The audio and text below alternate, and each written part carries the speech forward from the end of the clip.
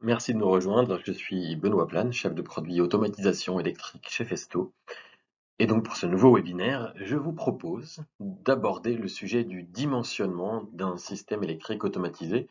Alors on va parler de technologie, de méthodologie, de recommandations.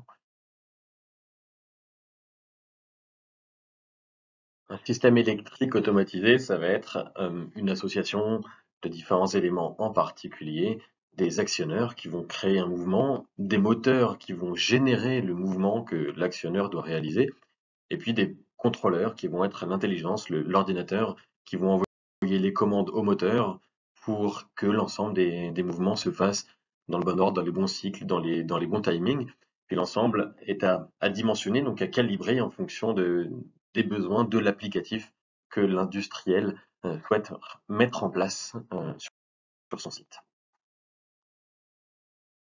Et donc on comprend bien que la première étape dans le dimensionnement d'un système électrique, ça va être de spécifier son besoin, donc c'est-à-dire d'écrire son cahier des charges aussi précisément que possible.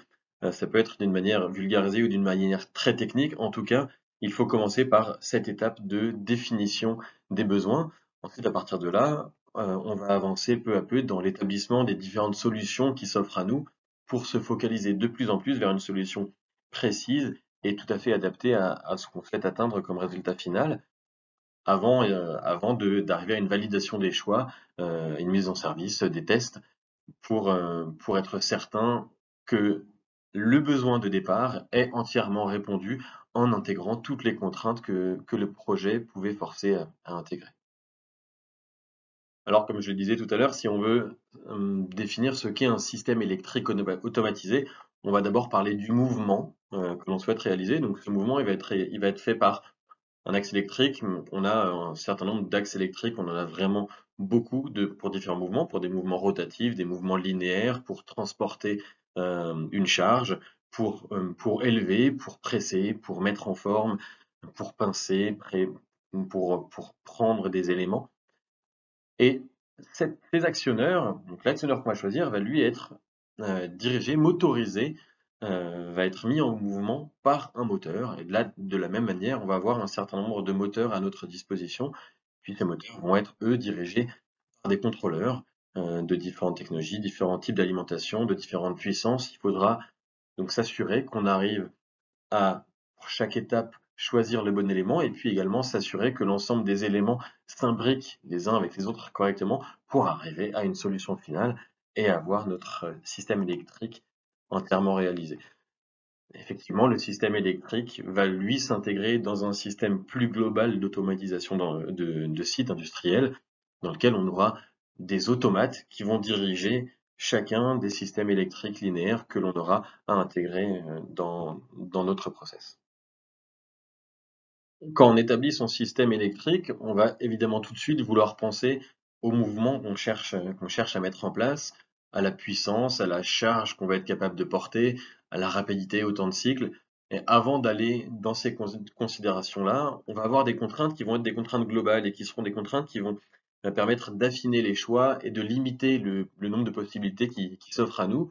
Il y a d'abord des contraintes d'environnement qui vont être en particulier toutes les normes à respecter, tous les standards à respecter qui peuvent varier d'une entreprise à l'autre. On peut avoir des contraintes ATEX, on peut avoir des exigences de niveau de cils, on peut avoir pour la fabrication de batteries, par exemple, des salles sèches ou bien des clean rooms, des salles blanches pour l'assemblage de microélectronique. Puis on a également des contraintes euh, d'opération qui vont venir s'ajouter à l'ensemble de nos considérations. L'encombrement du système est une contrainte assez importante. La manière dont on va s'intégrer dans l'automatisation du site industriel est également une chose essentielle puisque le langage de communication, le protocole de communication que les automates, que les PLC utilisent sur le site vont, vont inciter à utiliser un contrôleur de moteur plutôt qu'un autre, vont limiter les choix. Donc il faudra s'assurer qu'on sait s'assembler avec toutes ces contraintes. La technologie à disposition, pneumatique, électrique, est un critère important. Et puis la compatibilité mécanique qu'on va pouvoir observer entre l'actionneur d'une part et le moteur qui va mettre cet actionneur en mouvement d'autre part. Dans le dimensionnement d'un système électrique, ou en fait dans tout dimensionnement, il y a un certain nombre d'erreurs qu'on va chercher à éviter, et en particulier l'erreur des équivalences est quelque chose qu'on rencontre encore beaucoup trop souvent. On va prendre un exemple. Imaginons un client qui souhaite acheter une échelle pour monter en haut d'un bâtiment, un bâtiment de 6 mètres. Alors il a acheté une échelle de 7 mètres qui correspond tout à fait à ses besoins. Maintenant, son fournisseur d'échelle de 7 mètres n'est plus actif, ne fournit plus d'échelle, alors il cherche une nouvelle échelle pour monter sur son bâtiment. Il va se tourner vers un deuxième fournisseur en lui disant: je cherche une équivalence à mon échelle de 7 mètres. Qu'est-ce que vous avez comme produit pour remplacer mon échelle de 7 mètres?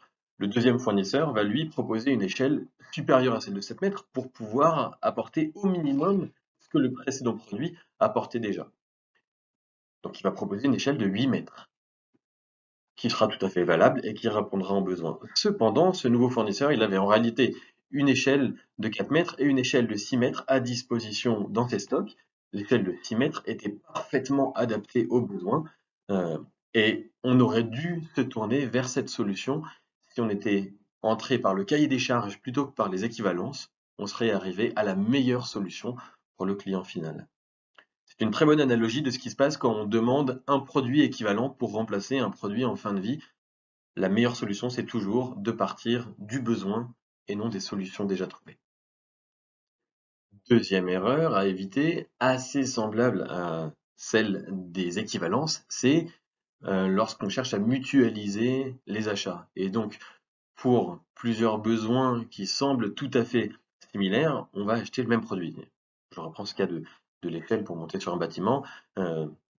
Si dans ce cas, on choisit la même taille d'échelle pour l'ensemble des différentes hauteurs de bâtiment, eh ben, on comprend très bien que le produit répondra aux besoins à chaque fois, mais on comprend aussi très facilement que ces produits ne sont pas optimisés. Ces échelles ne sont pas les meilleures réponses possibles pour chacune des tailles des bâtiments. On aurait dû, au contraire, aller vers des tailles vraiment adaptées à chaque différente hauteur. C'est ce qui se passe également dans un système électrique automatisé.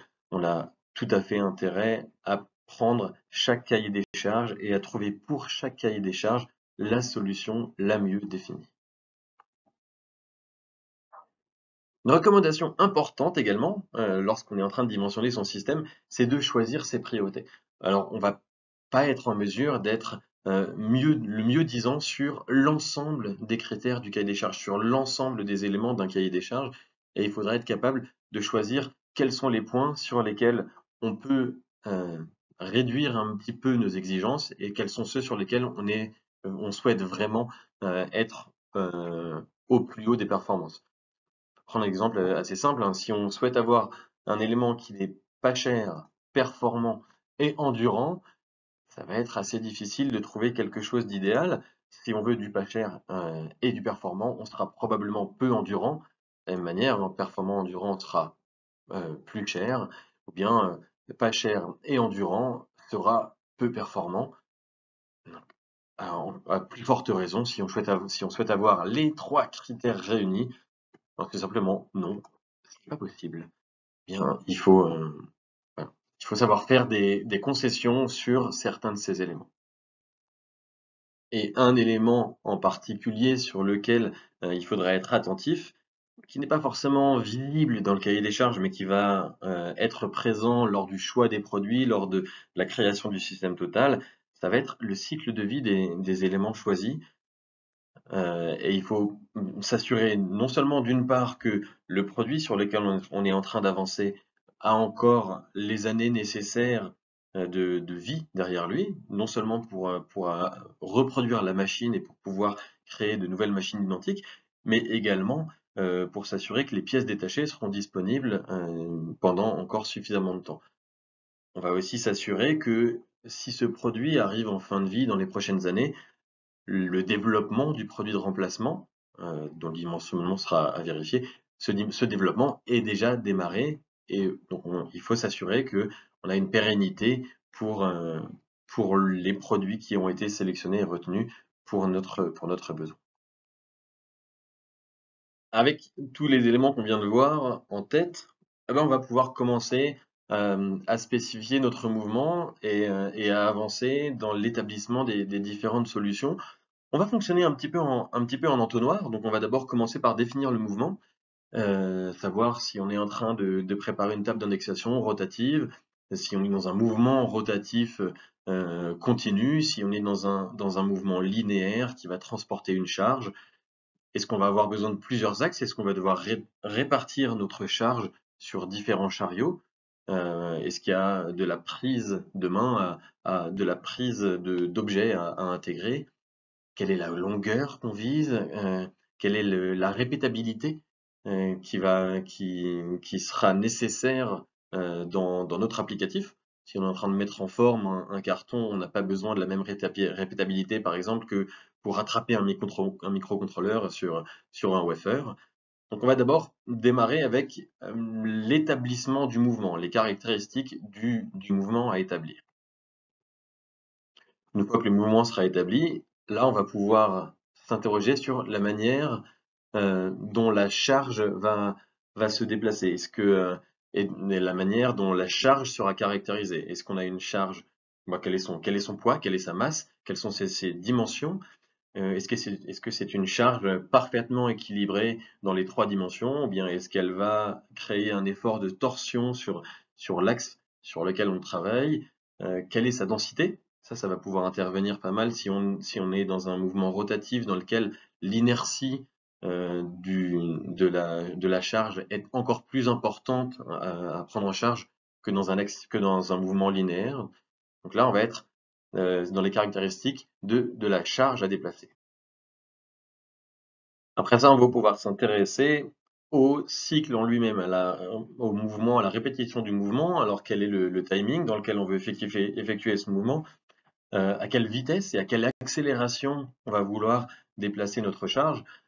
Et si on a besoin d'une souplesse au départ et à l'arrivée, est-ce qu'il y a beaucoup de force à mettre en fin de course, par exemple, alors que tout le début peut être fait de manière beaucoup plus libre? Quelles sont les étapes auxquelles on va devoir s'arrêter et à quel moment la charge va être intégrée sur le cycle? Tout ça, c'est des choses qui doivent être bien définies pour s'assurer que l'actionneur qu'on est en train de définir sera capable de tenir le mouvement qu'on souhaite viser.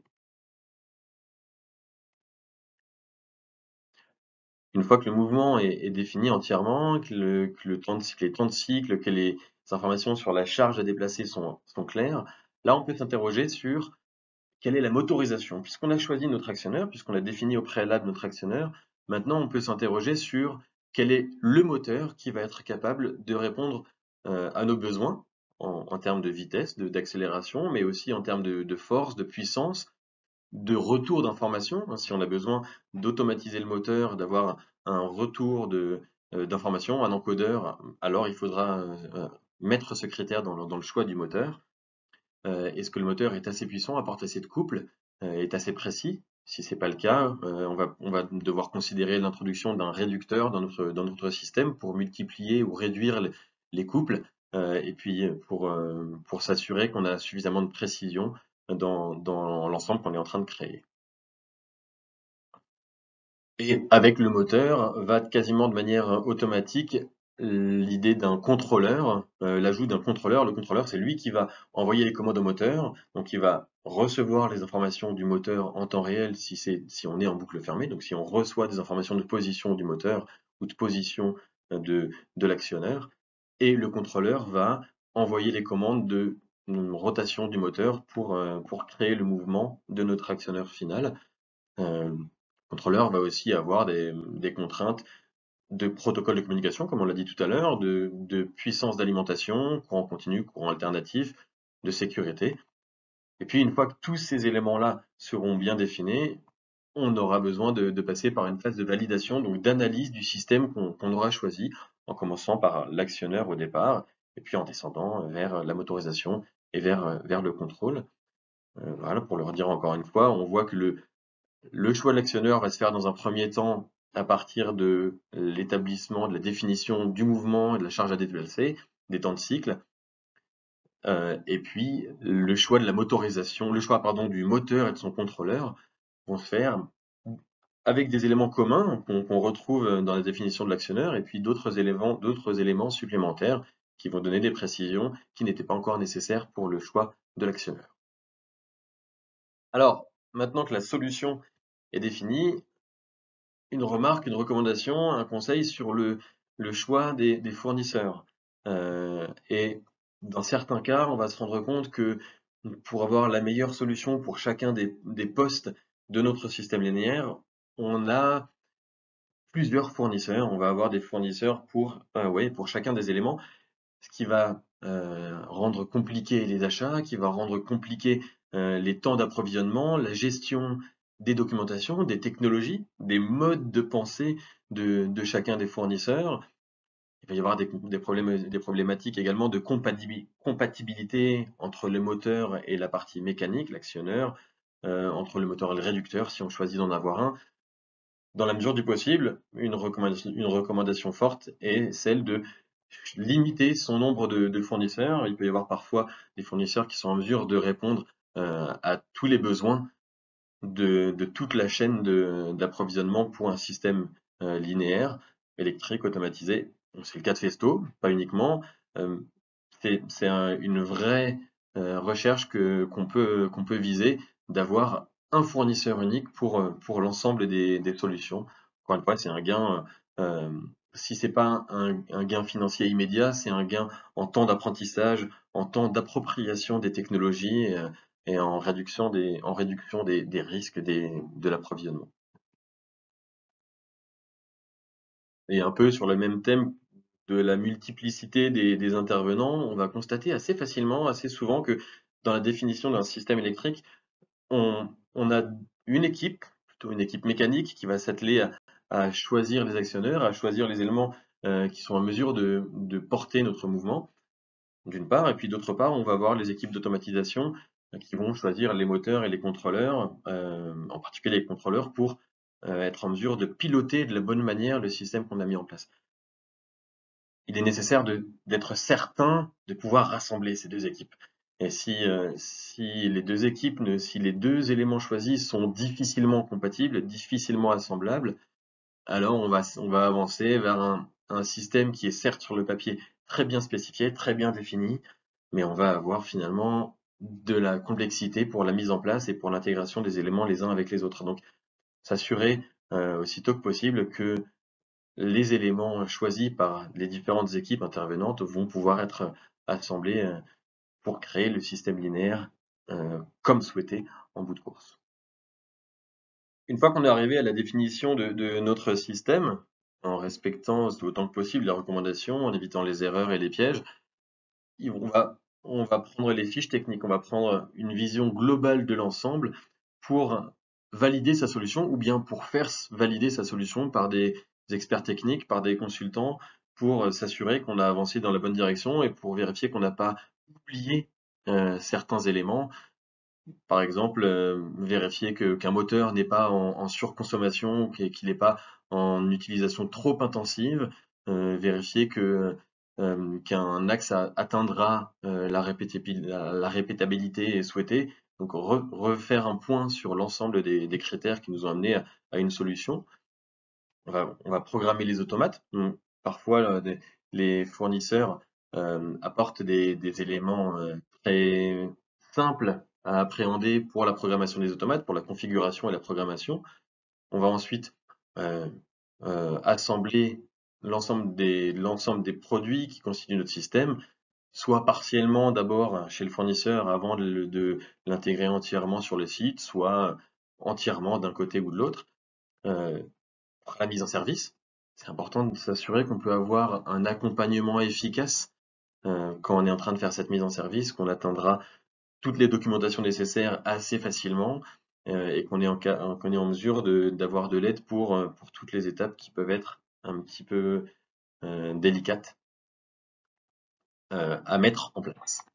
Et puis prévoir la maintenance. Alors prévoir la maintenance, ça veut dire évidemment s'assurer, on l'a dit tout à l'heure, que le cycle de vie du produit donnera des pièces détachées suffisamment longtemps ou permettra de reproduire des machines suffisamment longtemps, mais ça peut vouloir dire également intégrer de la maintenance prédictive, intégrer de l'industrie 4.0 Et la maintenance prédictive, ça va être intégrer éventuellement des capteurs complémentaires, supplémentaires sur notre système qui vont nous donner la consommation d'énergie, qui vont nous donner la variation de temps de cycle, qui nous permettra d'anticiper sur des erreurs potentielles ou sur des dysfonctionnements, des usures de notre système et de faire intervenir les équipes techniques de maintenance en avance de phase d'une erreur sur laquelle on aurait été réactif sans cette maintenance prédictive. Voilà, et pour terminer sur ce thème du dimensionnement d'un système électrique automatisé, il y a deux aspects sur lesquels j'aimerais bien qu'on s'arrête. C'est un premier aspect qui est l'accompagnement d'experts que votre fournisseur va être capable d'apporter. Et chez Festo, on peut se targuer d'avoir des experts techniques sur l'ensemble du territoire français qui vont être disponibles et qui vont pouvoir intervenir très rapidement, non seulement pour le dimensionnement d'un produit, pour aider à spécifier un cahier des charges et pour s'assurer que la solution retenue répond vraiment aux attentes et aux besoins, mais également pour intervenir rapidement en mise en service ou bien en maintenance d'une machine sur laquelle il pourrait y avoir un point à régler. Puis ces experts techniques, ils vont être accompagnés de documentation.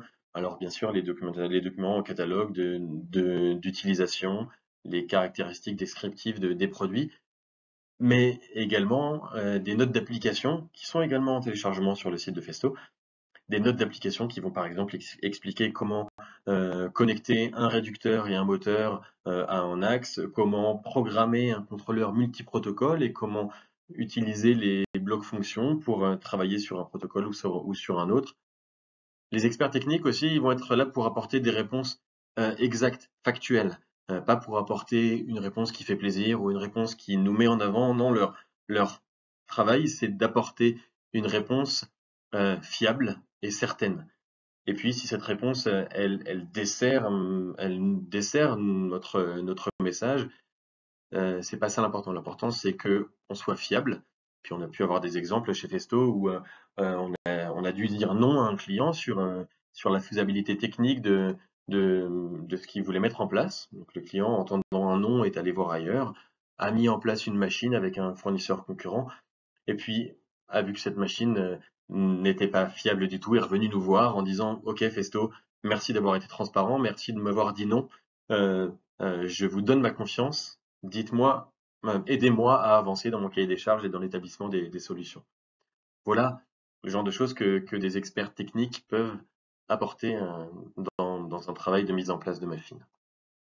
Et puis, au-delà des experts techniques, et puis pour pouvoir avancer et travailler en autonomie au mieux possible sur l'établissement d'une solution et d'un système électrique automatisé, le meilleur conseil qu'on peut vous donner, c'est avancer avec des outils de configuration. Les outils de Festo, Electric Motion Sizing en particulier pour les systèmes électriques linéaires, ils sont gratuits, disponibles en ligne, et ils sont très intuitifs, très simples à utiliser, et vont nous permettre de définir non pas les produits qu'on souhaite utiliser, mais bien de définir notre cahier des charges, et c'est ce qu'on a dit qu'il était nécessaire de faire en début de webinaire. Donc, on va spécifier le produit, l'applicatif qu'on souhaite. Est-ce qu'on veut un mouvement linéaire? Est-ce qu'on veut faire de la pression, du porte-à-faux, de la table d'indexation? On va préciser les caractéristiques de notre donnée, la charge, les forces, la vitesse, la dynamique, les temps de cycle. On va pouvoir mettre certains filtres sur les produits qu'on souhaite utiliser, choisir par exemple uniquement des moteurs brushless ou bien uniquement des moteurs pas à pas courant continu. Et on va demander à l'outil de générer pour nous les solutions recommandées et les plus économiques. Et c'est avec ces solutions proposées par l'outil qu'on va pouvoir avancer. Ensuite, on va, dans l'outil, comme on le voit sur l'écran, entrer dans les caractéristiques de ce qui a été spécifié. On va pouvoir regarder les courbes de mouvement, on va pouvoir regarder les charges d'intensité d'utilisation de chacun des éléments.